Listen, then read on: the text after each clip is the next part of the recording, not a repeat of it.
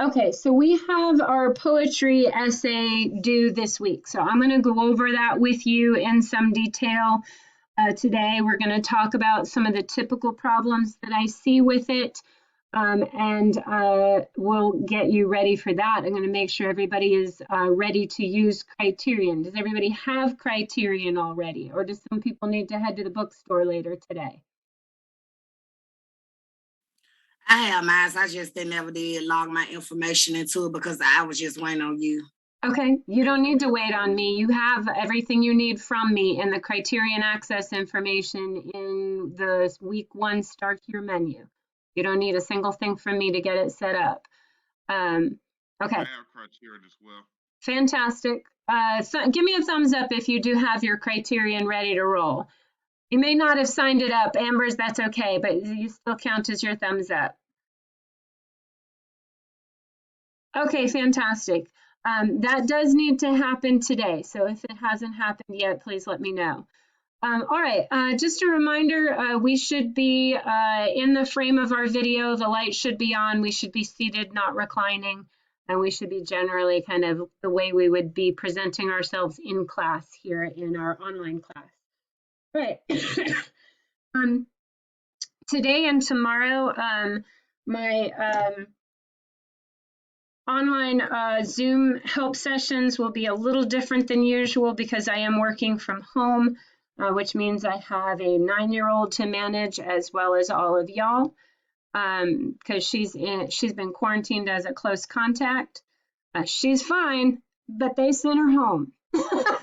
So that's just where we are. That's the world we're living in right now. So today's office hour in Zoom will be at 1 o'clock. Okay, so if you need to log in for some additional help outside of class, 1 o'clock is the time that I will be hosting that today. Okay. So this is what the week is going to look like. I am going to have your drafts graded and with feedback by Wednesday. Okay, so that you will have, so that by the time you come into class on Wednesday, you will be able to look at the feedback and ask me questions about that feedback.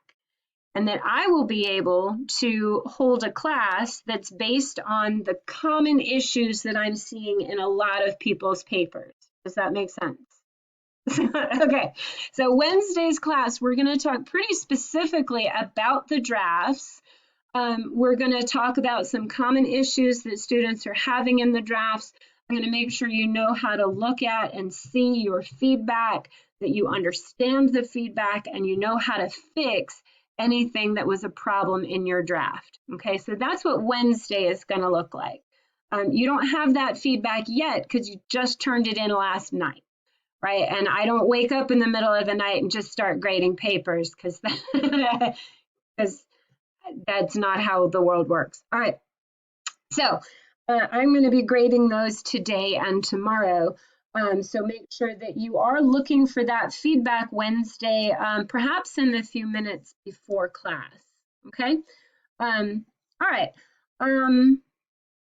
Questions about the draft? Problems that you had with it that you need me to address right away? We is talking about just the one paragraph we wrote about, right? No, ma'am. You had a 5-paragraph draft due on Sunday, correct? Let's review. Let's go back into last week and let's double check it to make sure everybody knows what we are talking about. All right, there's attendance. Let's get on in here. I'm going to go in a different way so I don't have to back out through the grade book. All right, you should be able to see my screen. And that's my 101. All right, again, don't go by that activity stream, please. All right, you are in your mini term. And remember, each week has a part 1 and a part 2. For most weeks, you have a part 1 and a part 2. So you are in your weekly assignments. Last week was week 2. So in week 2, part 1, We have a quiz on plagiarism, a quiz on theme versus thesis. We had a discussion board on paragraph on developing a strong thesis paragraph. We had a quiz on quoting poetry, right? And then in week 2, part 2, and my guess is some people just skipped week 2, part 2 altogether. You had a handout on using the model. You had a video on how to use the model essay.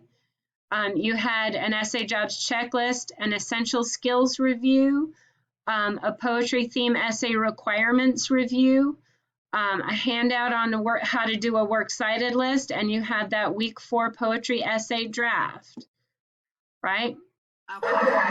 Yeah, I didn't know that we were supposed to submit. Well, I missed it.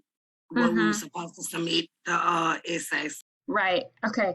I do see that there was a due date missing. If you can, but we didn't talk about it in class. So I'm going to go ahead and put that in. That was due last night at 11:59.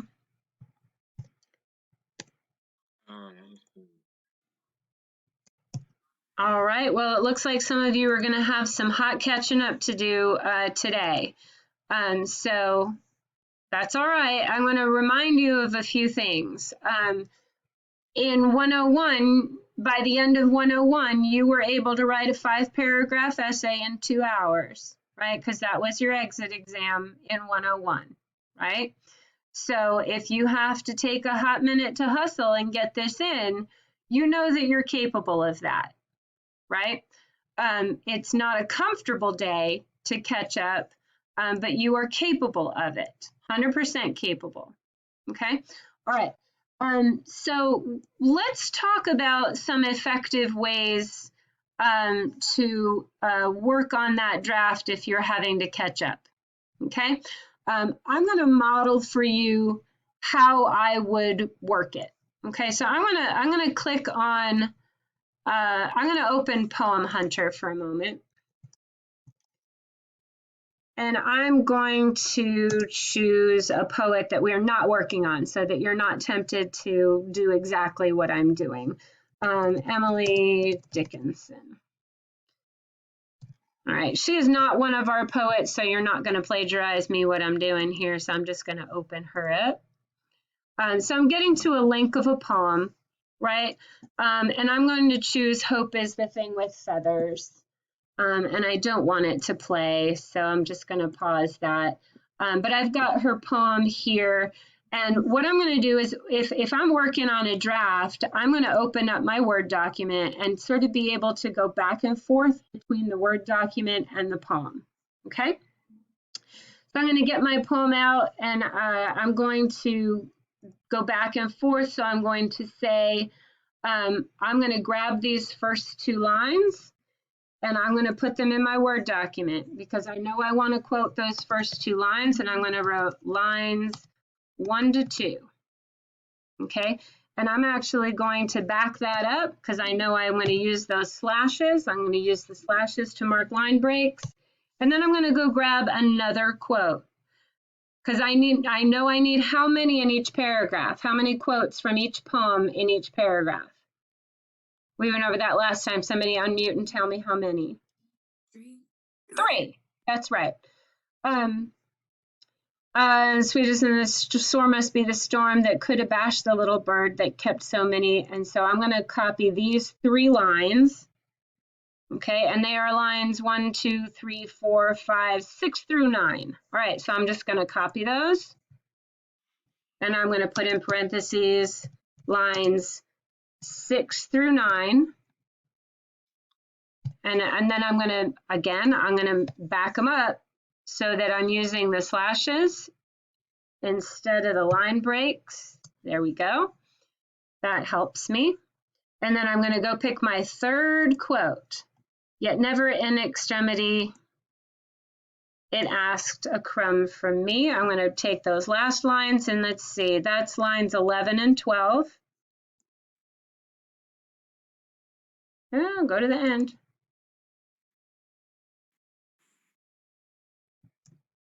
Okay, and that's lines 11 to 12. All right, now what can I do? Now that I have these here, what am I able to do? Now that I've got those all in one place. I'm gonna make them bigger for you. That's one thing I'm gonna do. And I'm gonna move you all over here. I'm gonna make you this kind of group. Okay. I'm gonna make you guys long and skinny down at the bottom. All right. So what do I need to do now? This is not a source paragraph, but it's the beginning of a source paragraph. What's the first job of a source paragraph? We went over that last week. What's the first job of a source paragraph?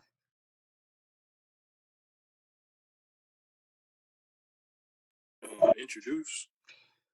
Well, first we need a topic sentence about the thesis, right? So this needs to be a sentence that says what I want you to know about this poet and what they have to say about hope, okay? So I would need to start off with something that says what I think this poet is up to with hope, okay? Hope is something that is available to everyone, but it can escape you if you don't look for it. You need to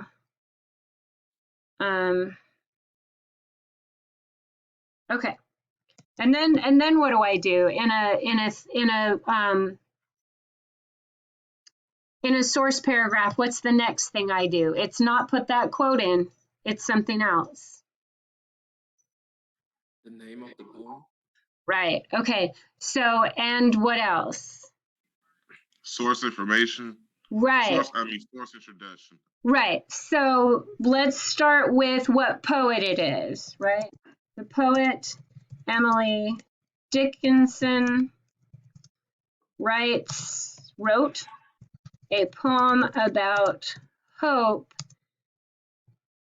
where she tells us that hope should not be capitalized. Just because it's a big word does not mean she tells us that hope can fly away at any time. The poem is called Hope is a Thing with Feathers. Is that title correctly formatted?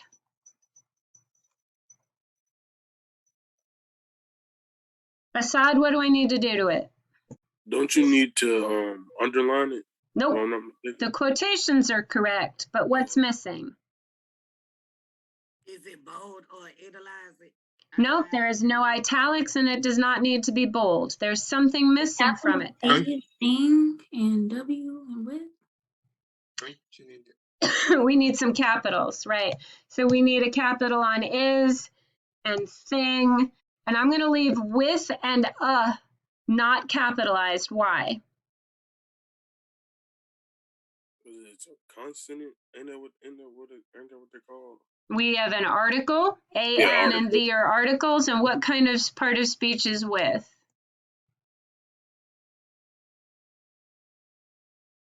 It's a preposition. So we do not capitalize articles and prepositions unless they're the first one there. If you capitalize with by accident, I'm not going to give you a B instead of an A. I do want to see that you are remembering to capitalize the titles of your poems, yes? Okay. The poem is about how hope can fly away, but it is a beautiful thing if you can catch it. She starts the poem by saying, with a metaphor. I love it when you can use some terms that we've learned, and we learned about metaphor, yes. She starts the poem with a metaphor saying, comma, quote, and now I can put this up here. What happens if there's already a quote in there? Should I leave it in there just like that? Yes, I should. And I end the quote here, and then my sentence ends after the citation. Yeah? Okay. This metaphor makes me think that hope might fly away like a bird, right? That perches in the soul, but it can also perch in your soul and be beautiful. Okay, so make sure you're saying what you think that means, right? Then she says that hope is not too delicate. It can be strong. She says, comma, quote, and sore must be the storm that could have bashed the little bird that left so many warm, and you end your quotes and you end your citation. This quote tells me that. What do you think that quote tells us?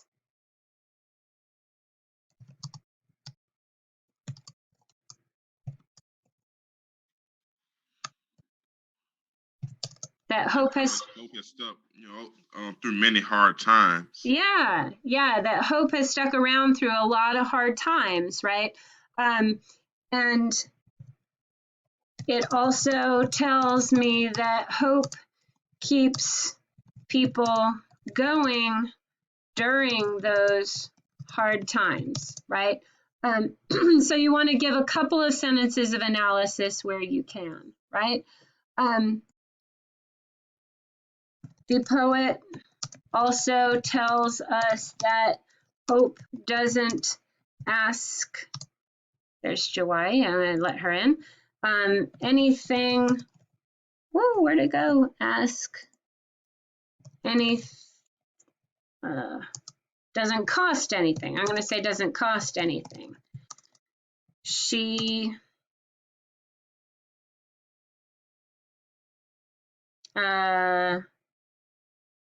I'm just going to say she points out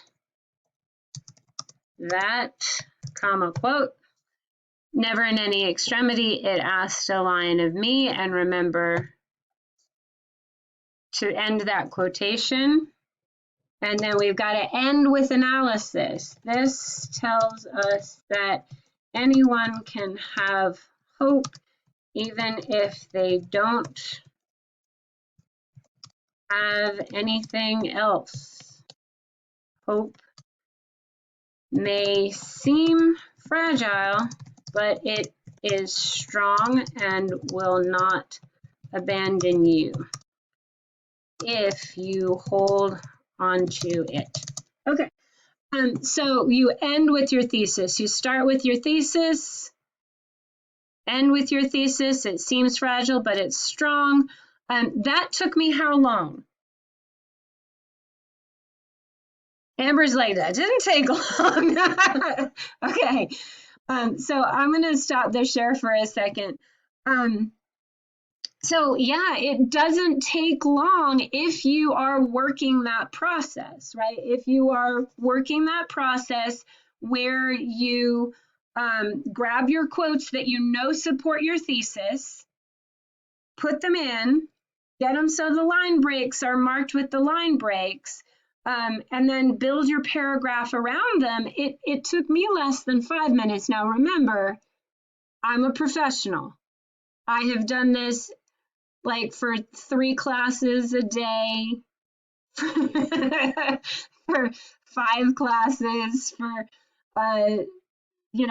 3 semesters a year for 25 years. I've got a lot of practice. And as with push-ups, it gets easier with practice. Yes? How many of you would like to take me on in a push-up battle? You think you could beat me? You probably could, right? You could probably, how many of you think you could do 25 push-ups faster than I could? No, Assad, come on. Come on. Yes, you could. Cyrus, you think you could do 25 push-ups faster than me?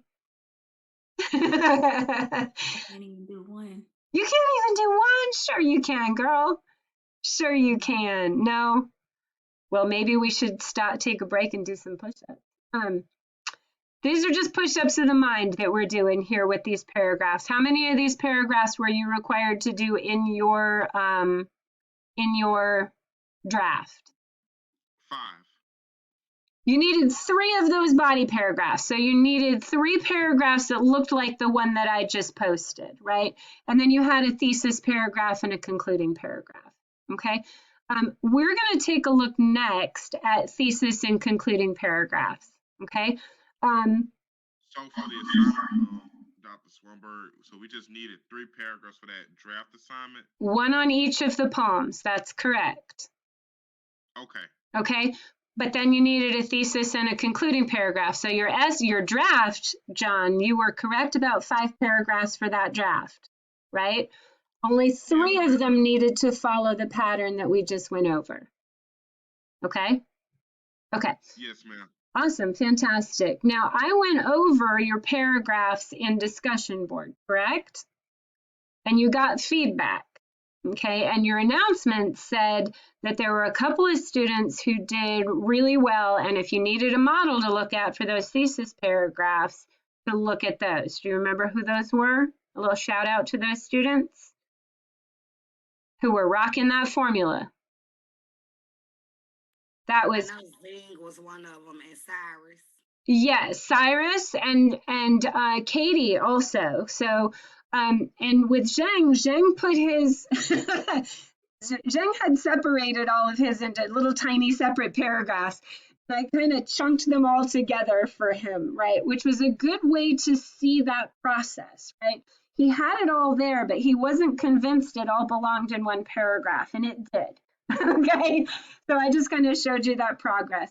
So what I'm going to do, with permission from Katie and Cyrus and Zheng, can we look at those as examples today of some thesis paragraphs? Is that okay? Thumbs up if that's okay with you, or a nod if that's okay with you. Okay. Now, part of the reason they were so successful in that is that they had me in English 101. Katie and Cyrus had me in English 101. We landed heavy on those paragraph structures in 101, correct? Yeah, we just did. Okay, so they were grabbing those 101 skills and bringing them forward. But let's take a look at what went really, really right in those paragraphs. Okay, so I'm going to get them in front of me through discussion board. So I'm actually going to go through discussion board instead of the grade book because I haven't graded them yet.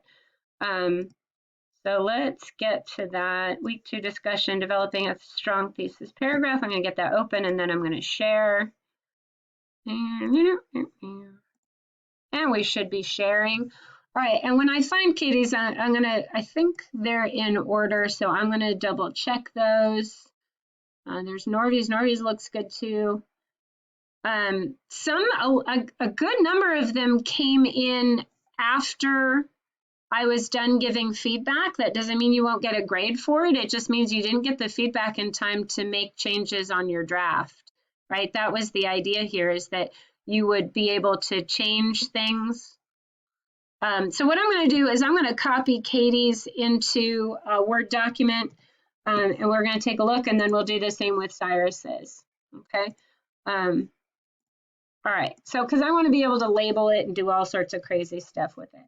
All right, now we're not picking, this is a draft, so we are not picking on Katie for little things like grammar stuff. We're not looking at grammar stuff right now, okay? So I'm going to put those spaces in for her here, but let's not look down our noses at somebody who's got 2 tiny little things when I'm using hers as an example of what looks good. All right, so let's take a look at what looks good here, all right? I love how patient she was in raising the subject naturally, right? She's got a whole little conversation just about loss here, and that's wonderful, right? Can you see it? Awesome. One day, I'm sorry. Is we recording? Yes, we are recording. So I'm going to have somebody, let's see, Desharia, can you read the first few sentences of this paragraph to us? I'll highlight the part that I want you to read. Can you read this part? Okay. Loss is hard. Anyone who has to deal with the death of a loved one knows that it is hard because of that. One's life change drastically when death occurs. An individual has to prepare the loved one's funeral, life insurance, and other things. Life does not pause because of death. People still have to work. Beautiful, thank you. Let's see, who am I going to have read this second? O'Neill, can you read the sentences that are highlighted now? Along with that, a person has to find a way to cope with their own emotions. However, death can highlight how a person is not as privileged as others. For most people, the instances listed are the worst things they can experience because of death. That reveals that they have advantages in life. Fantastic. And Nairobi, can you read Katie's thesis statement?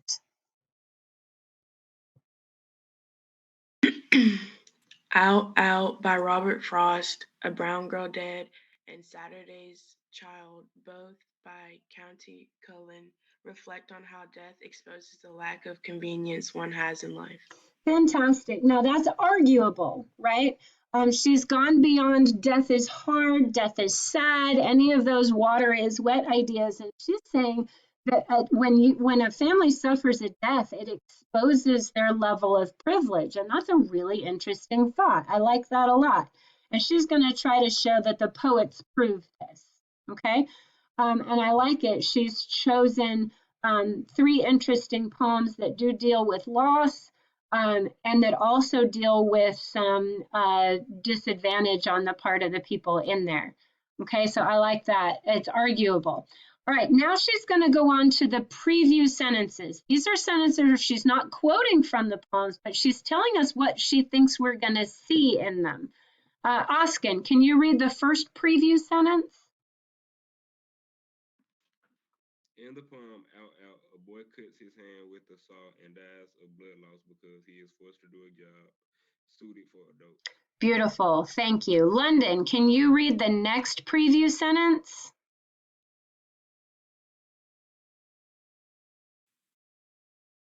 And a brown girl dead, a young black girl is killed, and her family has to sell sentimental items for her funeral. Beautiful, thank you. And Zheng, can you read the third preview sentence? Yeah. In Saturday's trial, the speaker is treated coldly because it is implied that his mother died while giving birth to him. Beautiful.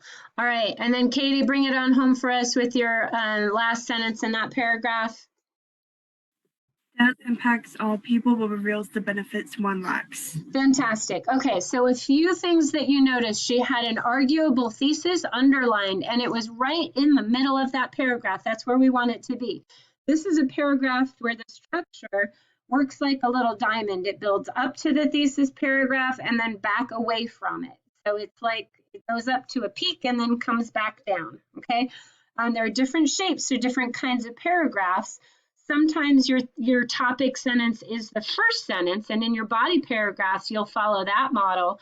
And sometimes it's in your last sentence, and that's kind of in your concluding paragraph. Well, you'll see that model. But sometimes it's in the middle, right? It's right in the middle of that paragraph. And that's what we practice in a thesis paragraph, okay? So we lead up to it by talking about the topic on our own. Let's see, Ronisha, does this paragraph have any quotes in it? No. No, it doesn't. We're going to save our quotes for our body paragraphs. Okay, our body paragraphs are the ones that look like this, where we have our quotes from the poem in it, right?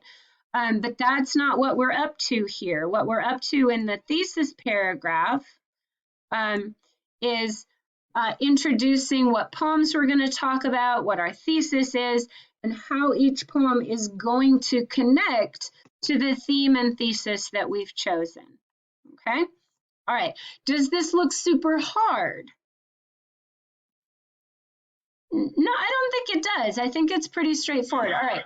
Let's take a look at Cyrus's. Cyrus, is that okay with you? Yes, ma'am. Fantastic. All right. Whoa, I went past it. All right.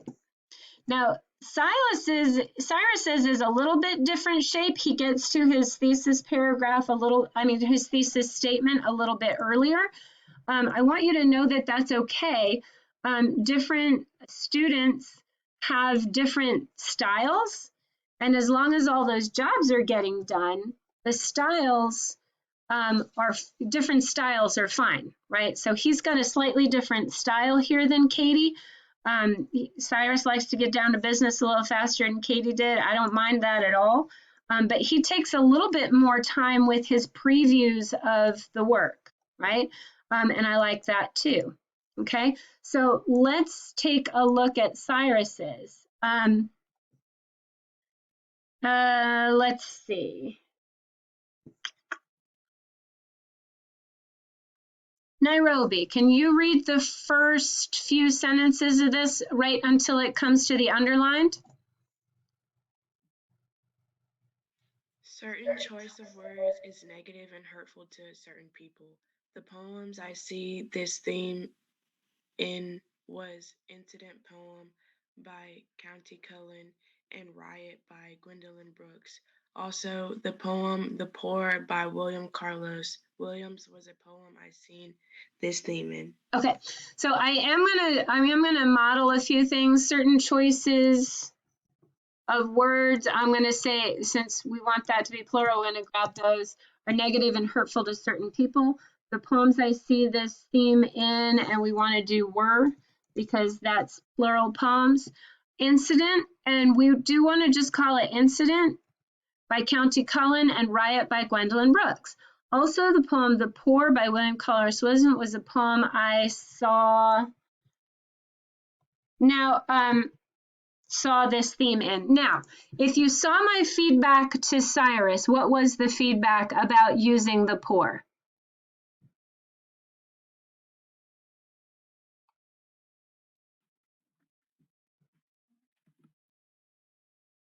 What was the question again? I gave Cyrus some feedback. Cyrus, what was it? What was my feedback here? Let's think about our poems for a minute. Of all the poems that use offensive terminology for people, would you pick The Poor?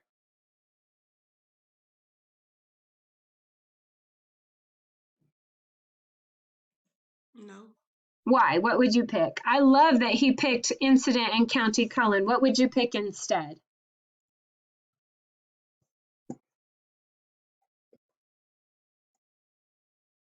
The spittoons. I would pick Brass Spittoons too, because he keeps calling him boy all the way through it, and that's really offensive. I would probably pick that one to go with it. I don't feel like telling people they have lice in their hair is using offensive terminology if you're a doctor. It's just kind of stating the fact. And otherwise, he's relatively respectful. So I think you'd have a hard time proving it in The Poor, right?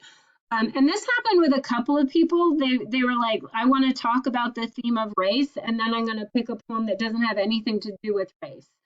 And so you've got to realize that some people were talking about it and some people weren't, right?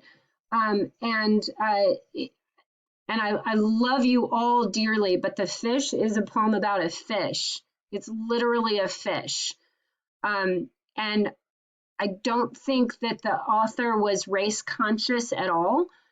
She was a white woman living in a white woman's world, and probably, and maybe this is a terrible shame, but she probably wasn't thinking about race at all. Right? And I just, maybe that's kind of ignorant of her, but she wasn't. She was writing about a fish. And we just kind of can't make a poem be about race when it's not. Okay. But we did so many wonderful poems that are about race. I'm not saying to grab one of them. Let's talk about it. Let's have that conversation. But you can't make a poem be about something it's not about. Yeah? Okay. And the poor isn't talking about offensive terminology for people. He's just saying, hey, these people don't have any money. Okay. So let's talk about the structure of this paragraph, though. Okay. Cyrus, can you read your thesis? Because it's really great. Offensive terminology should have consequence behind it when used towards non-adults and adults. Fantastic. I love that. Okay. I love that he's actually taking some kind of action. He wants us to take action here. There should be consequences, right? So we want to make sure that we're having something nice and strong for a thesis like that. Okay. All right. Norvi, can you read these sentences right here that are highlighted? I think the importance of the thing is that it isn't easy for everyone to hide their emotions, as it may be someone else. A lot of people's perception towards other word choices can have different effects on them. The authors are trying to make this theme stand out among these three poems by having different characters from each poem express or disregard the feeling of offensive words that are used. Okay, so he put his conversation about the theme a little bit after his thesis statement instead of before.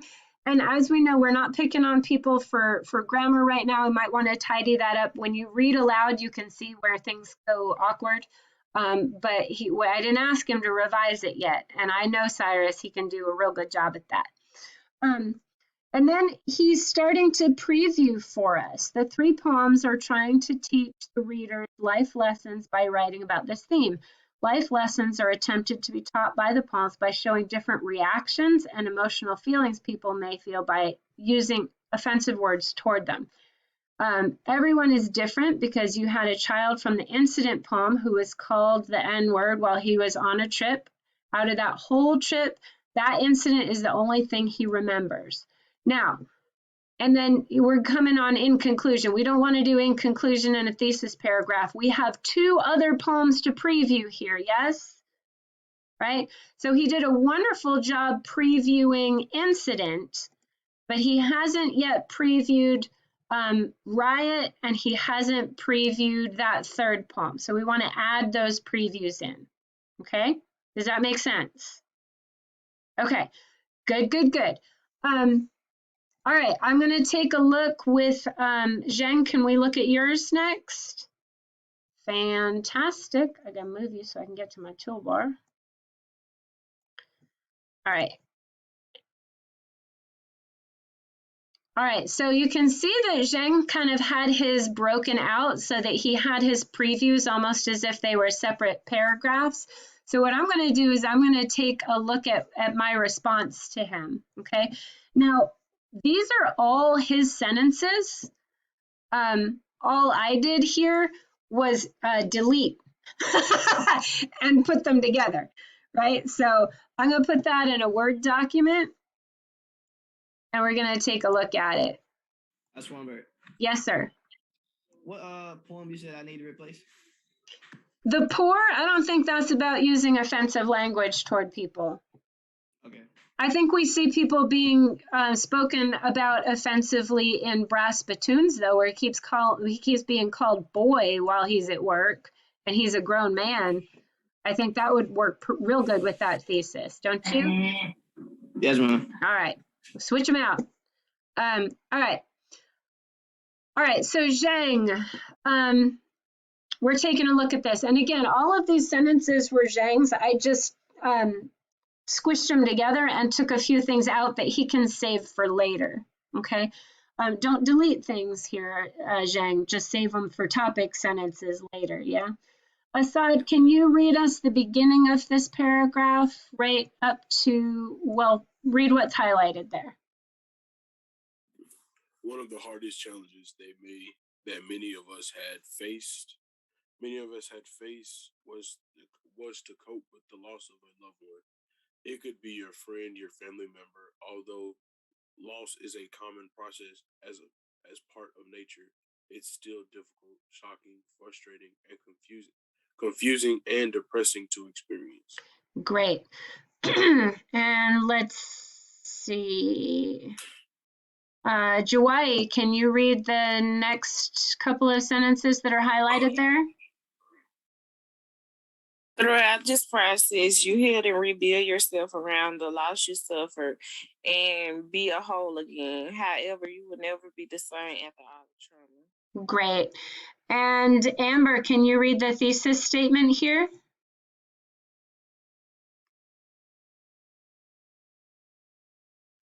Which Amber? Which one? Oh, Amber M. Okay. Sorry, In y'all. order to You good. In order to get the better of your feelings, emotions, and continue to embrace the time with your loved one, it is important to learn to live with it rather than overcome it. I like that. Okay. So again, something arguable, right? Learn to live with it instead of trying to overcome it. Oskin, can you read the first preview sentence? In the poem One Art by Elizabeth Bishop, she shows us how we can really try to deal with the loss. Great. Katie, can you read us the second preview sentence? The poem Elegy for Jane by Theodore Rethke. Yep. He lost a student named Jane. Great. And can you finish that? He gives another little bit of preview that is important here. Can you read that for us as well, Katie? Rethke shows us that losing someone is one of the most heartbroken feelings we have to experience. Beautiful. Okay, so that preview took 2 sentences. Is that okay? Of course it is. Devin, can you read us the next preview sentence, please?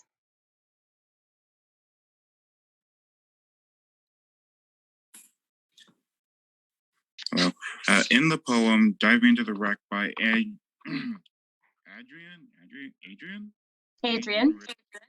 the poem shows us that we have to go through this painful process of losing someone ourselves, even with the encouragement and support from our friends and families. Great. And Zheng, can you finish that out and maybe fill in the blank for me?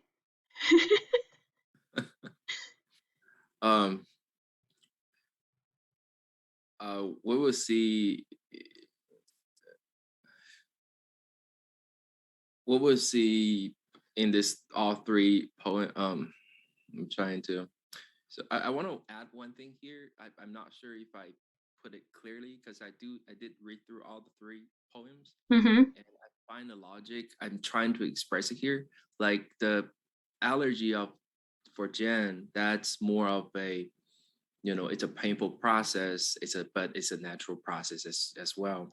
And then you go step further. You go step further to one art. One art, it's like, although the author realizes it's a painful process, but it's not something impossible to deal with. And then come to the diving into the wreck, what I see that this is built on top of the first 2, that although with the help, sometimes those feelings from the bottom of your heart, it's like the bottom of the ocean. You have to go there by yourself, and then just to experience it, to face it. And that way, you will truly, learn to live with it, because you can't get those shipwreck back. Okay. Awesome. Well, I kind of took notes while you were talking, and that's a great way to work with a partner or a peer or a tutor, is to say what you're thinking and have them kind of take dictation from you a little bit or write down what you were saying. And then you can tinker with it and make it your own or tinker with it. But what I heard you saying is that we're going to see that loss is a painful but natural process that we actually must embrace. And we're going to see that in all 3 poems. And then we're going to start looking closely at one art, right? And then your next paragraph is going to be about one art, right? Because you're going to do these in the order that you say. First, if you preview one art first, write about one art first. If you preview Elegy for Jane second, talk about that second. And then you say your Adrian Rich poem will be your 3rd poem. And you're going to talk about that in your third body paragraph. All right. Are we seeing the pattern for these thesis paragraphs? Nice and clear. Stop the share so we can kind of nod at each other. Are we seeing that structure for that thesis paragraph nice and clear? Okay.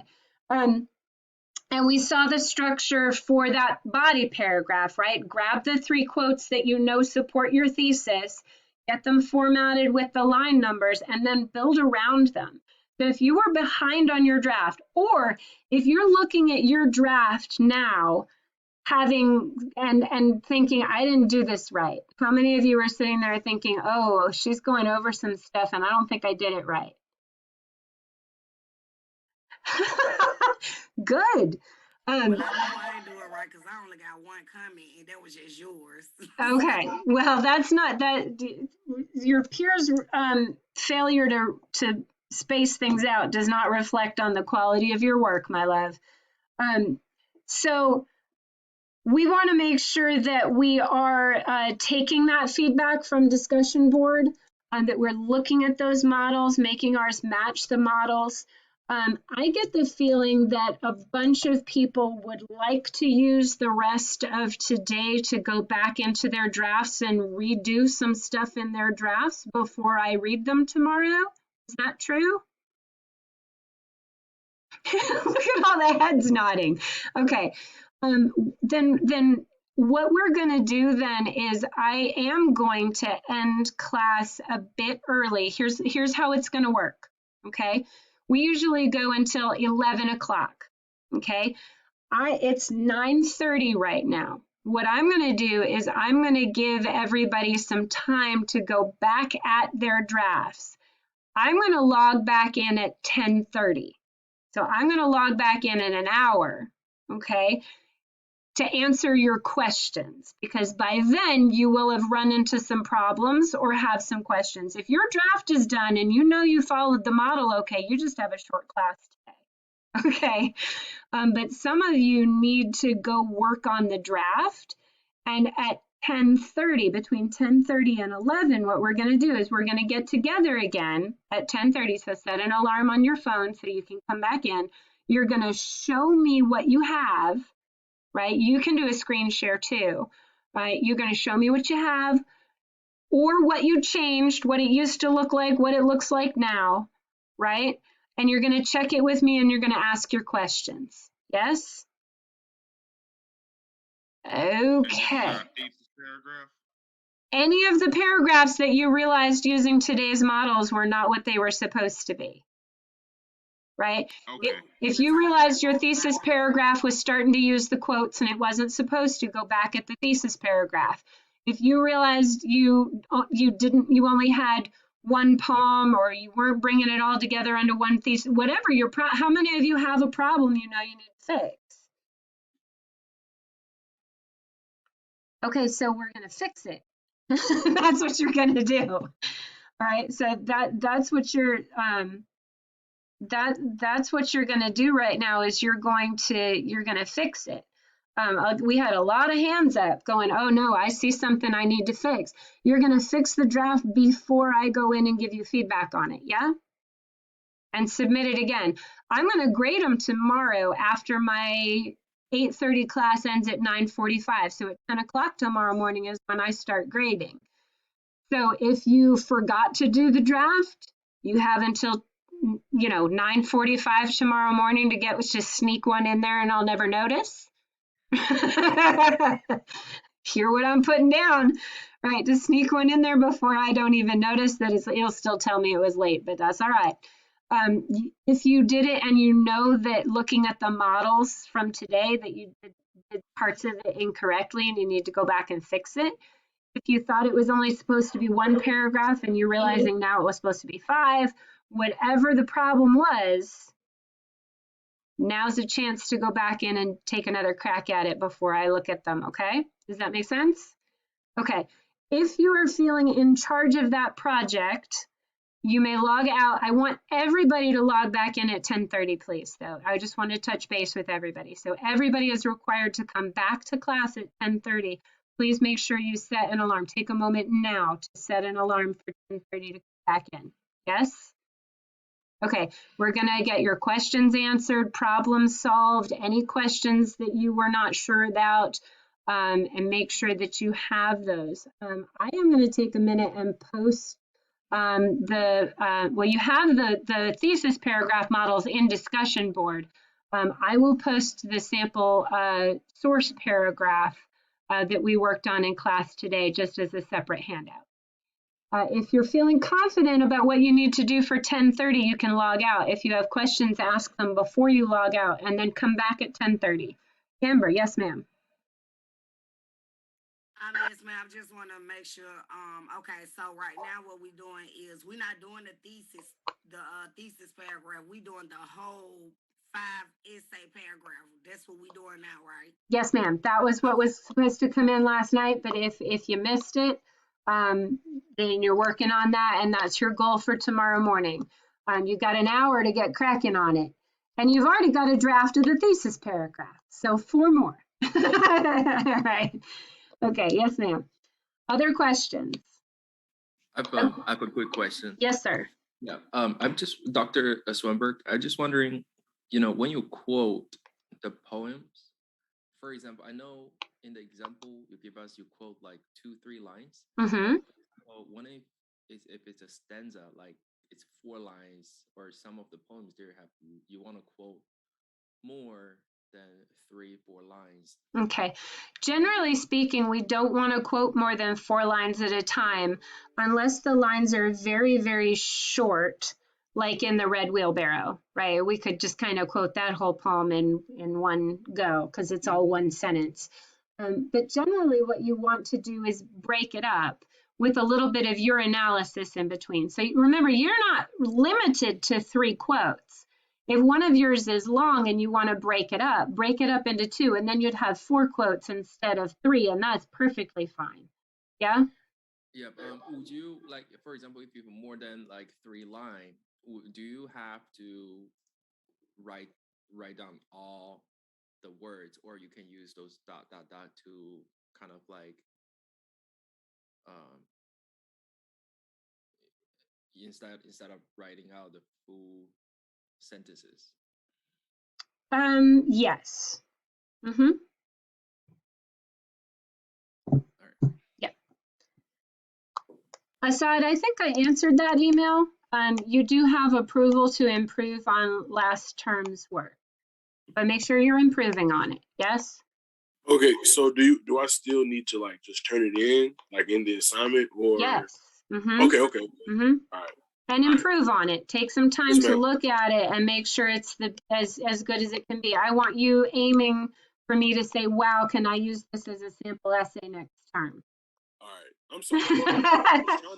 I was trying to look for it. Yeah. I was trying to look for where you responded because I didn't get a notification about it. Yeah, that can happen. It's all right. We got it. You're good. All right, cool. Any other questions before you log off to get this handled? Come back at 10:30 for me. I was like thinking a little bit about my thesis